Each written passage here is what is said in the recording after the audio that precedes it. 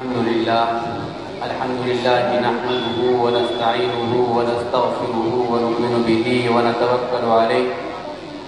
ونعوذ بالله من شرور أنفسنا ومن سيئات أعمالنا من يهده الله فلا مضل له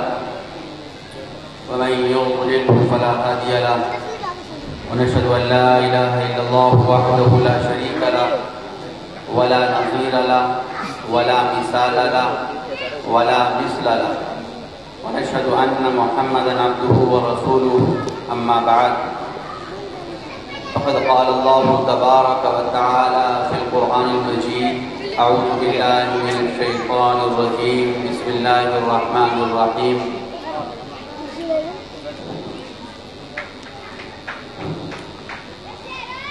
يا أيها الناس اعبدوا ربكم الذي خلقكم والذين من قبلكم لعلكم تتقون صدق اللہ العظیم.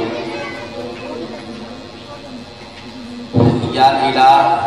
کوئی ضبط دے نہ جلال دے، مجھے بس اتنا کمال دے، مجھے اپنی راہ پہ ڈال دے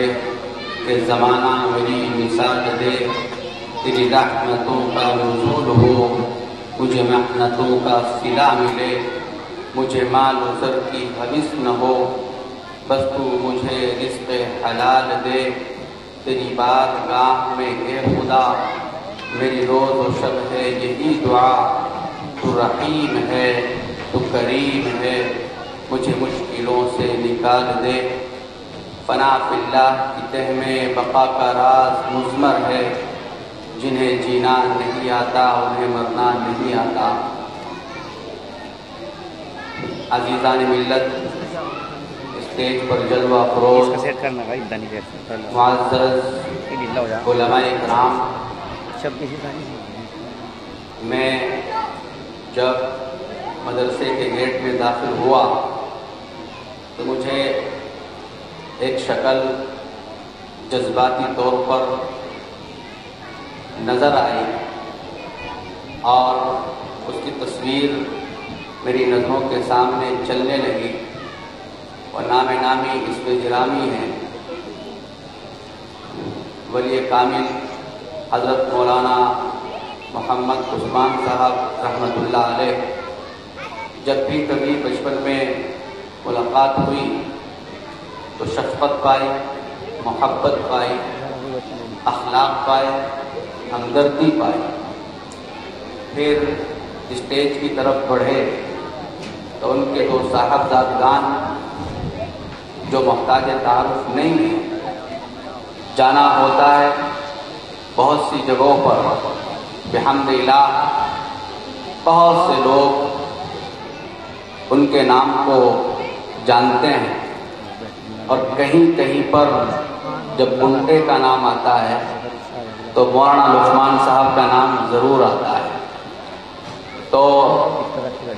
دونوں چہرے سامنے تھے، ملاقات کرنے کا انداز خوبصورت اور دلکش، بہت دل باغ باغ ہوا. یہ ناچیز ظاہر ہے اس اسٹیج پر علم کے اعتبار سے بھی ناقص اور چھوٹا ہے، اور عمر کے اعتبار سے بھی بہت چھوٹا ہے. اس لیے اسٹیج پر میری حیثیت ایک طفل مکتب کی ہے. اصلاح کی غرض سے بیٹھ گیا، جو اللہ کہلوائے وہ کہیں گے، اور انشاءاللہ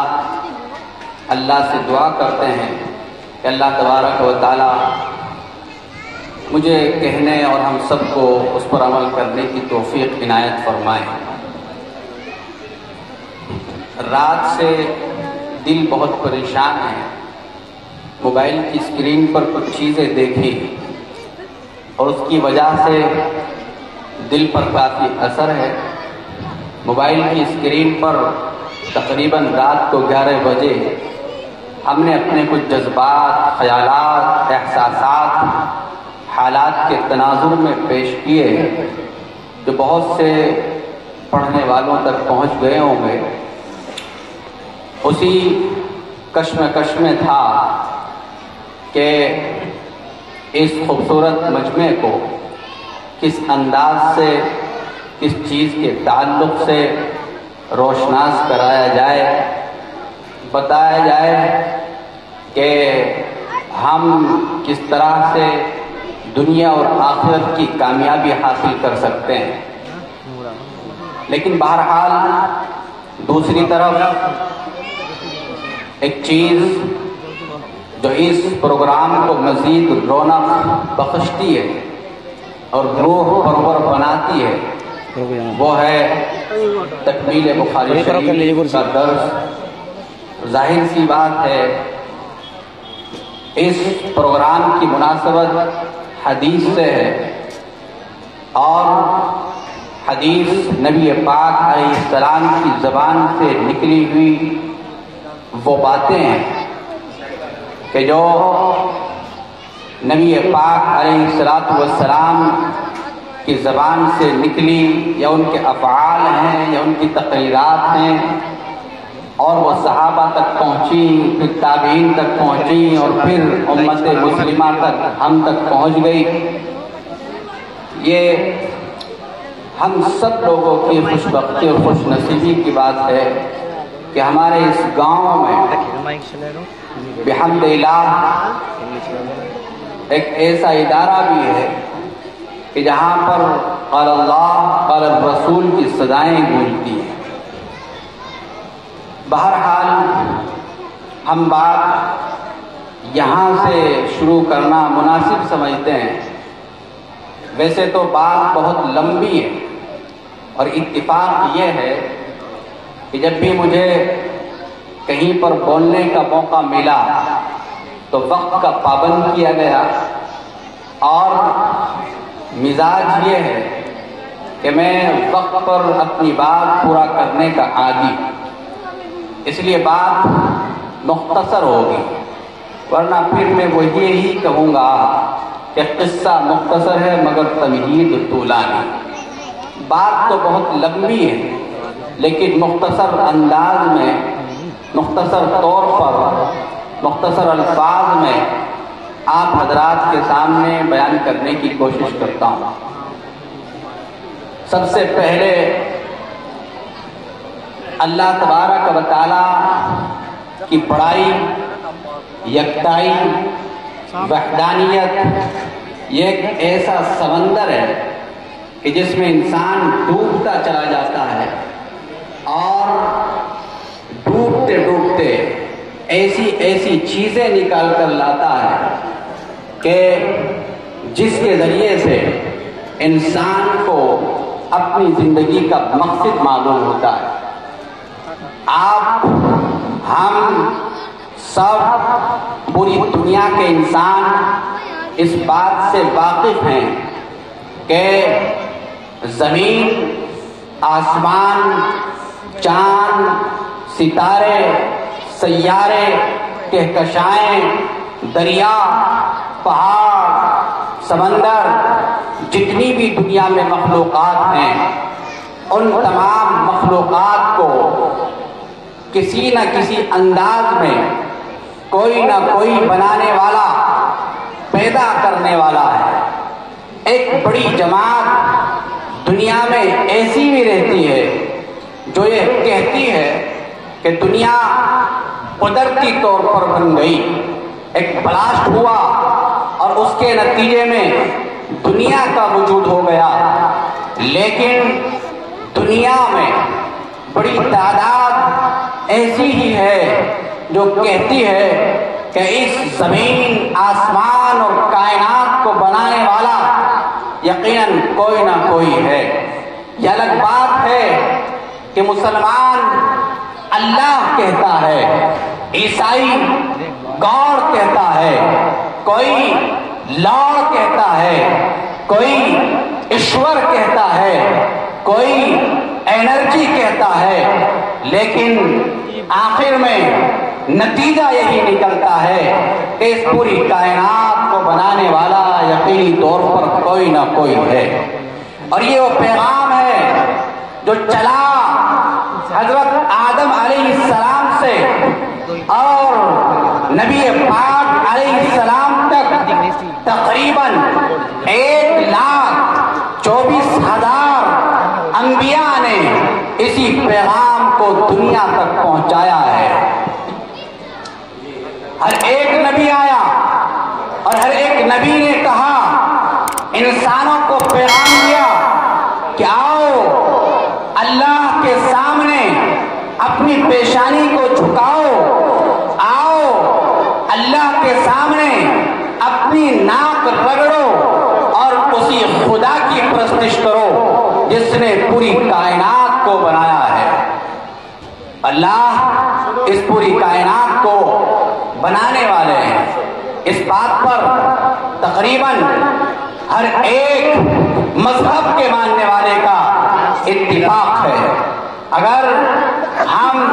قرآن پاک کا مطالعہ کریں تو قرآن پاک میں بہت سے نبیوں کا تذکرہ موجود ہے، اور ہر ایک نبی یہی کہہ رہا ہے،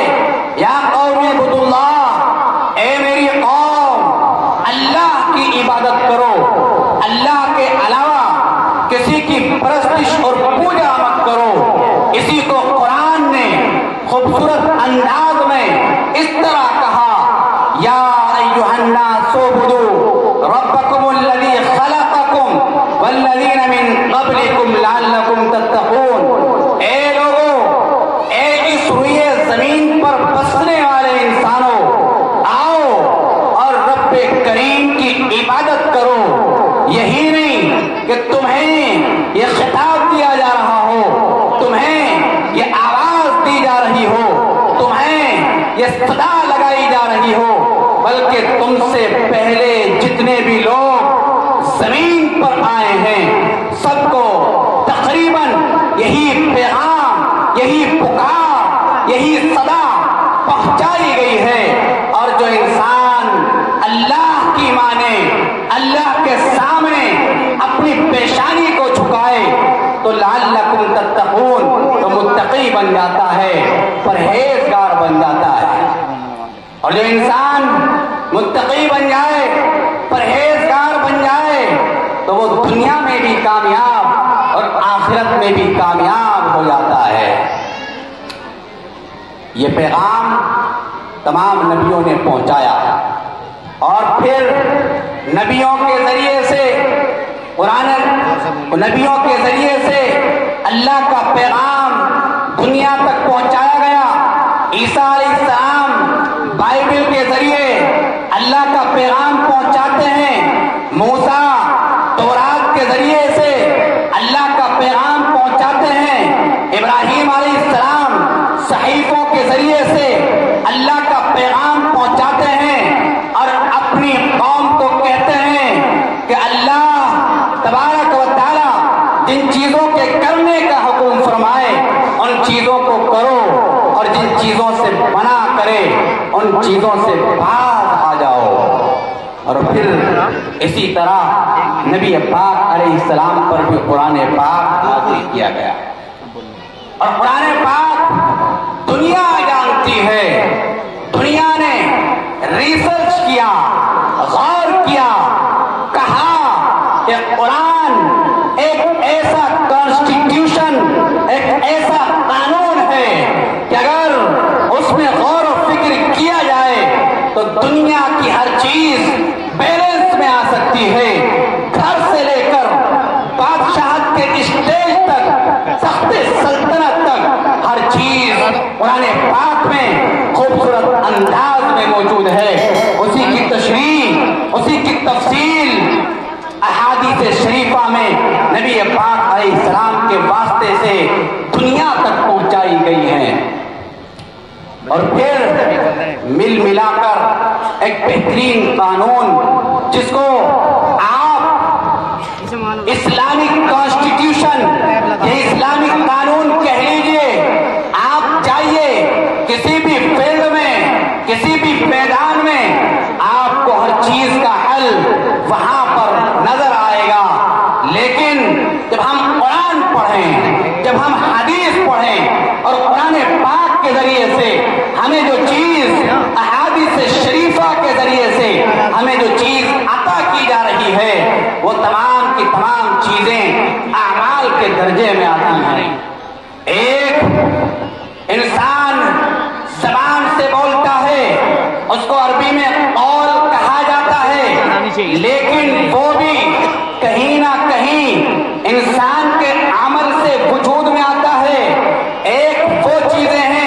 جو انسان اپنے پیر سے،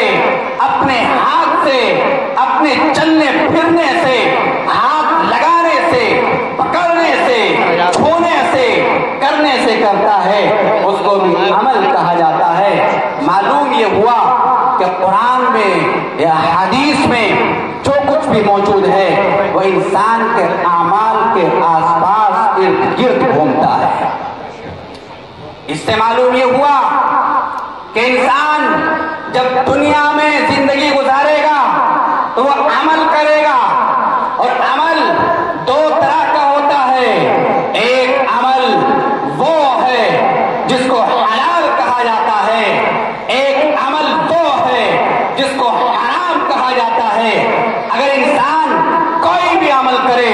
فقہا لکھتے ہیں تو دو طرح کا ہوگا، یا تو وہ حلال ہوگا یا حرام ہوگا۔ امام بخاری رحمت اللہ علیہ اسی لیے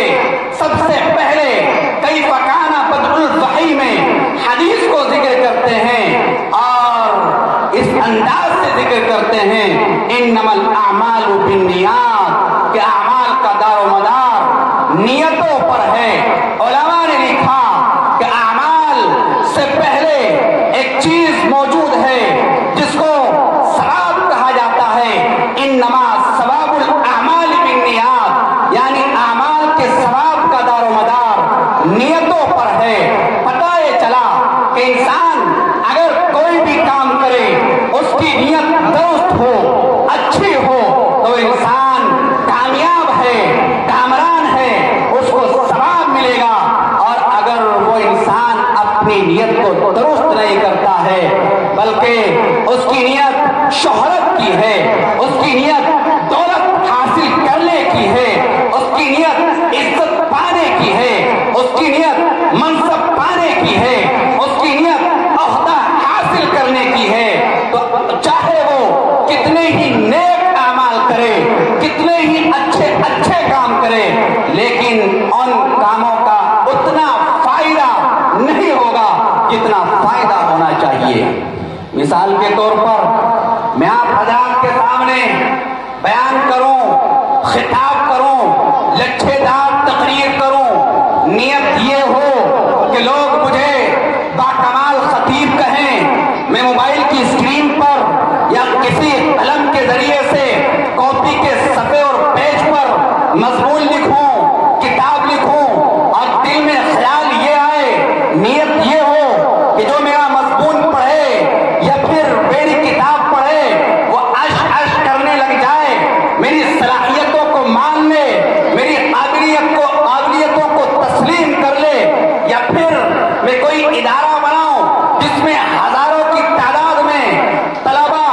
علم دین حاصل کر رہے ہوں، دل میں خیال یہ آئے کہ لوگ میرے پیچھے پیچھے چلیں اور حضرت کے نعرے لگائیں، جہاں پر جس جگہ پر جاؤں تو لوگ نعرے تکبیر کے نعرے بلند کرنے لگ جائیں، تو یقین جانیے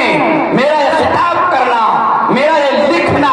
میرا یہ بولنا، میرا یہ چلنا، میرا یہ ادارہ بنانا دنیا میں اتنا فائدے مند ثابت نہیں ہو سکتا ہے جتنا فائدے مند ہونا چاہیے۔ اسی طرح اعمال نامے میں اتنا فائدے مند ثابت نہیں ہوگا کہ جتنا فائدے مند ثابت ہونا چاہیے۔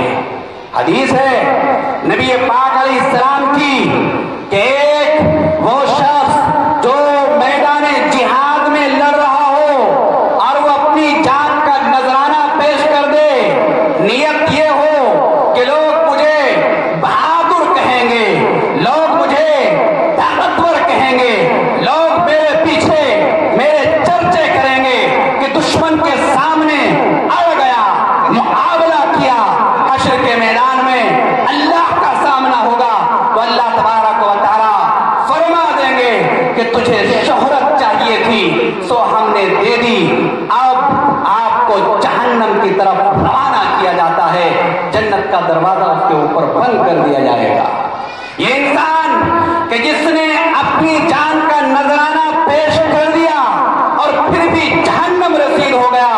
ہم اور آپ کیا ہیں؟ اگر نماز پڑھتے ہیں نیت یہ ہے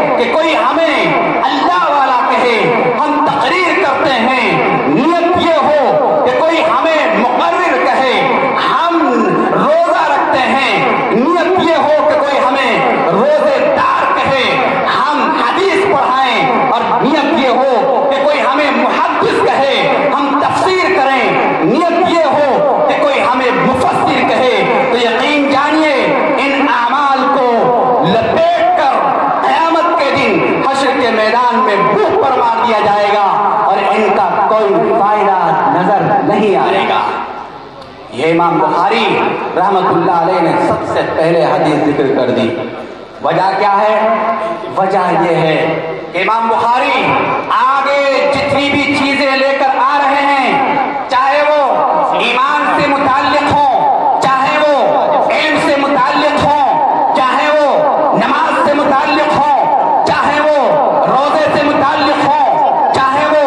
حج سے متعلق ہوں، چاہے وہ زکوٰۃ سے متعلق ہوں، چاہے وہ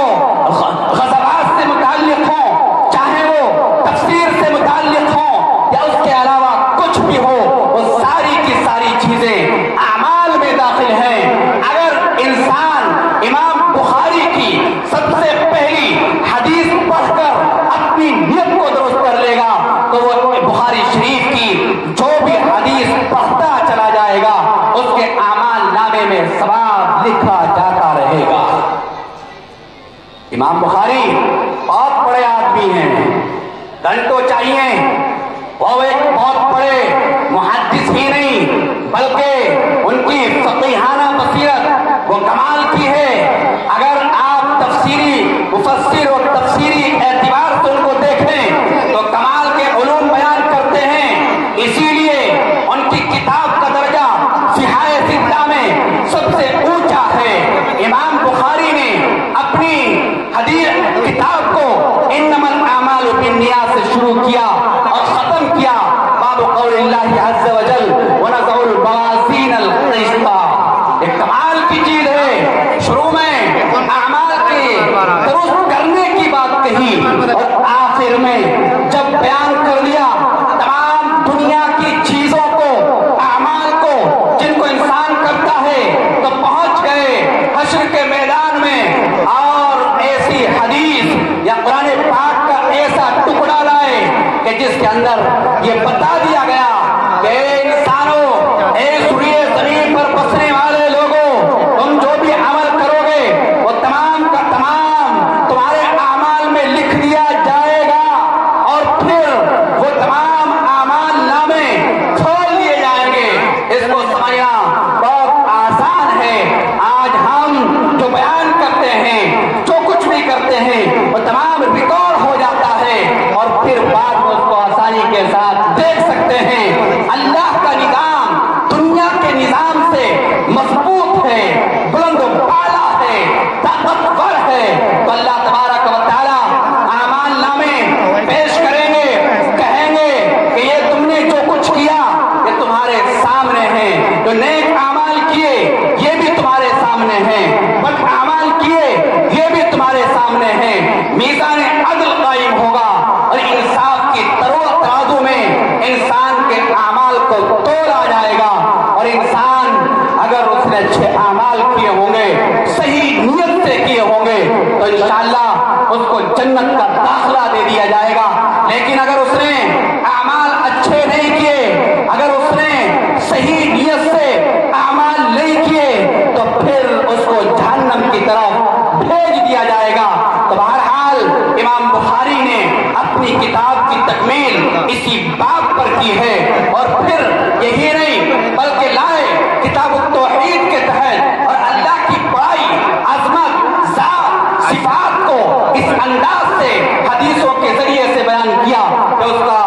جواب نہیں ہے۔ اور آخر میں جو حدیث بیان کی وہ کمال کی حدیث ہے، کلیمتان حبیبتان الی الرحمن خفیفتان علی اللسان ثقیلتان فی المیزان سبحان اللہ و بحمدہ سبحان اللہ العظیم۔ دو کلمے جو انسان کی زبان پر بھی ہلکے، دو کلمے جو اللہ کو محبوب بھی، اور وہ دو کلمے جو انسان کا میزان عدل ترازو قیامت کے دن حشر کے میدان میں مضبوط کر دیں گے، تو وہ سبحان اللہ و بحمدہ سبحان اللہ العظیم ہیں۔ میں بڑی جرأت کے ساتھ، بے باکی کے ساتھ یہ بات کہہ دینا چاہتا ہوں کہ آخر میں امام بخاری نے